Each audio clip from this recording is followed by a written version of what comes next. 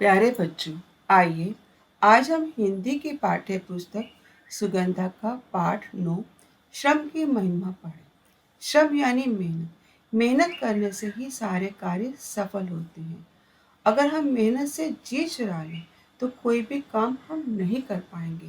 परीक्षा में प्रथम आने के लिए, अच्छे अंक लेने के लिए भी तो श्रम करना पड़ता है, मेहनत करनी पड़ती है। बच्चों, आइए इस कविता को पढ़ने से पहले इस कविता के मूल भाव को जानें। कवि भवानी प्रसाद मिश्र जी कहते हैं कि कोई भी काम छोटा या बड़ा नहीं होता, काम काम होता है।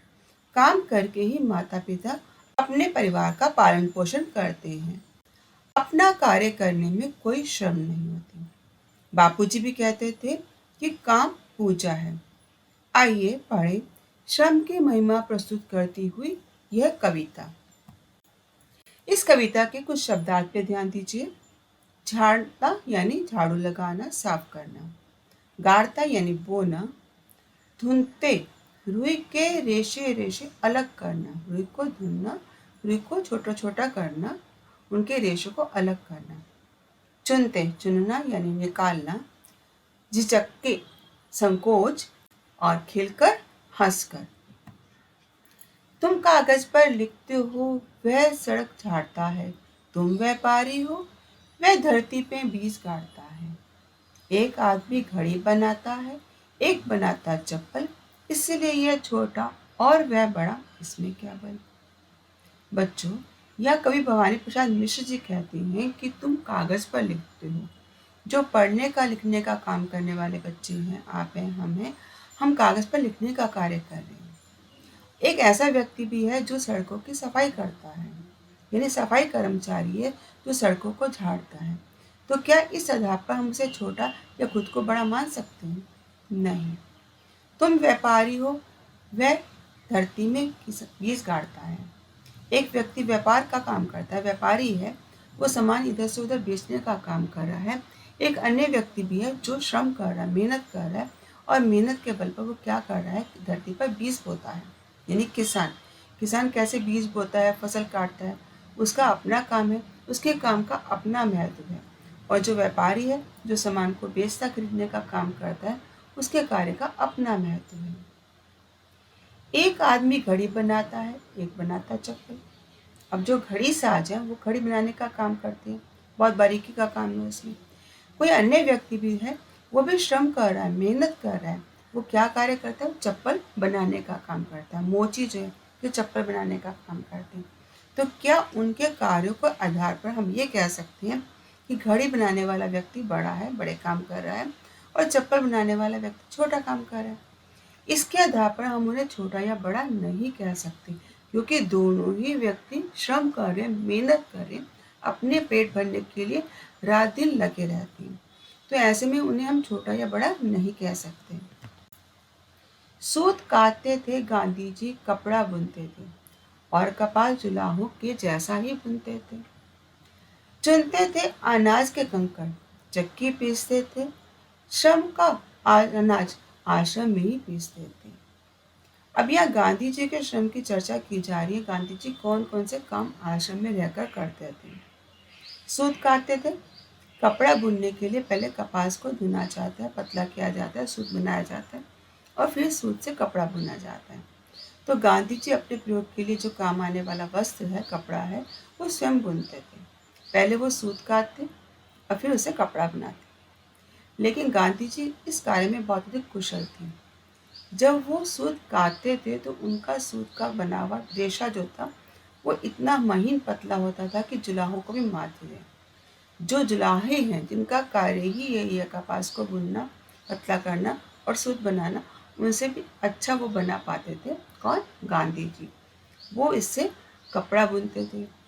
चुनते थे अनाज के कंकड़, चक्की पीसते थे। इन कामों के अतिरिक्त गांधी जी और काम करते थे। अपनी आवश्यकता के लिए, जहाँ वो आश्रम में रह रहे हैं, उनकी आवश्यकता के लिए वो स्वयं गेहूँ पीसते थे। गेहूँ के लिए चक्की चलाती हैं। अब गेहूँ जो है, उसमें से पहले कंकड़ चुनने का, जो व्यर्थ की चीज़ें हैं, कंकड़ पत्थर है, उनको चुनने का काम भी गांधी जी स्वयं करते थे। गेहूँ से कंकड़ पत्थरों को अलग किया, फिर चक्की में उन्हें पीसा, आटा बनाया, ये आटा पीस बनाने का कार्य भी गांधी जी आश्रम में रहकर स्वयं करते थे। उन्हें इन कार्यों में आनंद आता था क्योंकि उनकी नज़र में कोई भी काम छोटा या बड़ा नहीं था। जिल्द बांध लेना पुस्तक ही उन्हें आता था। सफाई का हर काम उन्हें नित भाता था। ऐसे थे गांधी जी, ऐसा था उनका आश्रम। गांधी जी के अनुसार पूजा समान है श्रम। कभी भवानी प्रसाद मिश्र जी कहते हैं कि गांधी जी गेहूं का काम करना, सूत काटने के काम के अतिरिक्त वो किताबों पर जिल्द चढ़ाने का काम भी खुद कर लेते थे। पुस्तकों पर जिल्द चढ़ाना, उन्हें बांधना, अच्छा बनाना, ये काम भी उन्हें अच्छा लगता था, स्वयं करते थे। यहाँ तक कि आश्रम की साफ सफाई का काम उन्हें बहुत भाता था, अच्छा लगता था। प्रतिदिन प्रातःकाल उठ के वो सबसे पहले सफाई का काम ही करते थे। ऐसे थे गांधी जी, ऐसा था उनका आश्रम। कैसे थे गांधी जी? अपने काम स्वयं करने वाले थे। उनका आश्रम भी वैसा ही था, जहाँ प्रत्येक व्यक्ति को स्वयं कार्य करने की सीख दी जाती थी। गांधी जी के अनुसार पूजा समान है श्रम। कवि कहते हैं कि गांधी जी का मत था कि जो भी कोई काम कर रहा है, श्रम कर रहा है, मेहनत कर रहा है, वो वास्तव में ईश्वर की पूजा ही कर रहा है। उन्हें प्रत्येक श्रम का काम, मेहनत का काम पूजा के समान प्रतीत होता था। ऐसे लगता था काम के माध्यम से वो ईश्वर की वंदना ही करते हैं। एक बार उत्साह में भरे कोई वकील साहब मिलने पहुंचे। जब बापूजी अनाज पीस रहे थे तब बापूजी ने कहा, बैठिए, पीसेंगे मिलकर। जब वे झिझके, गांधी जी ने कहा, और खिलकर। अब एक समय की बात है, जब वो आश्रम में बैठकर काम कर रहे थे तो उनसे मिलने के लिए वकील साहब पहुंचे। अक्सर विदेशी बहुत सारे उनसे मिलने के लिए आया करते थे, तो ऐसे में आज़ादी के पहले का प्रसंग है। उनसे मिलने के लिए वकील साहब आए। बहुत उत्साह से मिलने के लिए वो आए थे, गांधी जी से मिलना चाहते थे। जब वो वहाँ पहुंचे तो उन्होंने क्या देखा? गांधी जी वहाँ बैठकर अनाज पीस रहे, गेहूँ पीस रहे, चक्की चला रहे। किन्हें देखकर? वकील साहब को देखकर गांधी जी ने क्या कहा कि आइए बैठे, मिलकर पीसेंगे। यानी मैं भी चक्की पीस रहा हूँ, आप भी आइए, मेरे काम में सहयोग दीजिए, हम दोनों मिलकर बैठकर चक्की पीसेंगे, यानी गेहूं से आटा बनाएंगे। अब जो वकील साहब थे उनको लगा ये काम तो निम्न है, छोटा काम है। उस काम को करने के लिए झिझक रहे थे। वे झिझक के गांधी जी के साथ बैठकर काम करने में। जब उन्होंने झिझका तब गांधी जी उन्हें देखकर और खिलखिलाकर हंस पड़े। और क्या कहा उन्होंने? उन्होंने कहा, सेवा का हर काम हमारा ईश्वर है भाई। बैठ गए वे कहने पर अकल नहीं आई। गांधी जी के कहने पर कि देखो सारे काम ईश्वर की पूजा ही होती है, हम ये मानकर सारे काम करते हैं, कोई भी काम छोटा बड़ा नहीं होता। गांधी जी की इस बात का वो मतलब वो यानी वकील साहब समझ नहीं पाए, लेकिन फिर भी गांधी जी के पास कहने पर वो उनके पास बैठ तो गए थे, लेकिन उन्हें ये बात समझ में नहीं आई थी कि हम यहाँ जो भारतीय हैं प्रत्येक काम को ईश्वर की पूजा मानकर करते हैं। गांधी जी ने यही शिक्षा उनको देने का प्रयास किया था। उन्होंने कहा कि हमें किसी भी काम को छोटा या बड़ा नहीं मानना चाहिए। बच्चों, ये कविता आपको समझ में आ गई होगी। आइए अब इस कविता से संबंधित कुछ प्रश्नों पर चर्चा करते हैं। प्रश्न पहला आता है मौखिक का। मनुष्य क्या क्या काम करके अपनी रोजी रोटी कमाता है?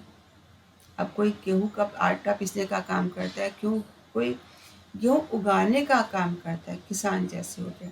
कोई चप्पल को बनाने का काम करता है, कोई घड़ी को बनाने का काम करता है। छोटे बड़े बहुत सारे रोजी रोटी कमाने के साधन होते हैं, लोग उनके बल पे अपना पेट भरने का काम करते हैं। गांधी जी कौन कौन से काम करते थे? गांधी जी सूत काटने का काम करते थे, जील चढ़ाने का काम करते थे, गेहूँ पीसने का काम करते थे, सफाई का काम करते थे, यानी बहुत सारे काम गांधी जी किया करते थे। वे अपना काम स्वयं करने के लिए क्यों कहते थे? क्योंकि उन्हें लगता था कि अपना काम करना ही ज़्यादा श्रेष्ठ है। अपने हाथ जगन्नाथ, अपने हाथ से किया गया कार्य अधिक आनंद को देता है। वो मानते थे प्रत्येक कार्य ईश्वर की पूजा है, कोई भी काम छोटा बड़ा नहीं है, तो हमें स्वयं प्रत्येक कार्य को करना चाहिए। चलिए कुछ लिखित प्रश्नोत्तर हैं। इन प्रश्नों को आप अपनी अभ्यास पुस्तिका में लिखेंगे। पहला प्रश्न है, कवि क्यों कहते हैं कि कोई भी काम छोटा बड़ा नहीं होता? चाहे कोई भी व्यक्ति कोई भी काम कर रहा है, वो उस काम के बदले में अपने लिए धन उपजा रहा है, अन्न बढ़ा रहा है, अपना पेट भर रहा है, रोजी रोटी कमा रहा है। अगर कोई व्यक्ति काम करके अपना पेट भर रहा है तो इसमें कोई भी काम छोटा बड़ा कैसे हो सकता है? कोई घड़ी बनाकर अपने पेट को भर रहा है तो कोई चप्पल बनाकर अपने पेट को भर रहा है, तो किसी भी कार्य को छोटा या बड़ा नहीं कहना चाहिए। प्रश्न 2 है, गांधी जी श्रम को किसके समान मानते थे? गांधी जी मानते थे श्रम जो ईश्वरीय पूजा है, ईश्वर की आराधना है, ईश्वर की पूजा है। जैसे हम ईश्वर की पूजा करते हैं वैसे हमें श्रम करना चाहिए। तो श्रम को उन्होंने ईश्वर की पूजा के समान माना है। बापूजी से मिलने कौन आया था? बापूजी से मिलने एक वकील साहब आए थे। बापूजी ने उनसे क्या कहा? बापूजी ने उनसे कहा कि आइए बैठे मिलकर पीसेंगे। क्या पीसेंगे? गेहूं पीसेंगे, आटा बनाएंगे, क्योंकि उस समय बापूजी चक्की चला रहे थे जब वकील साहब उनसे मिलने के लिए आए। तो उन्होंने कहा आइए बैठे मिलकर पीसेंगे। वकील साहब क्यों झिझके? वकील साहब को लगता था कि वो उच्च पद पर आसीन है, बड़े काम करने वाले वकील है, वो छोटे मोटे काम कैसे कर सकते हैं।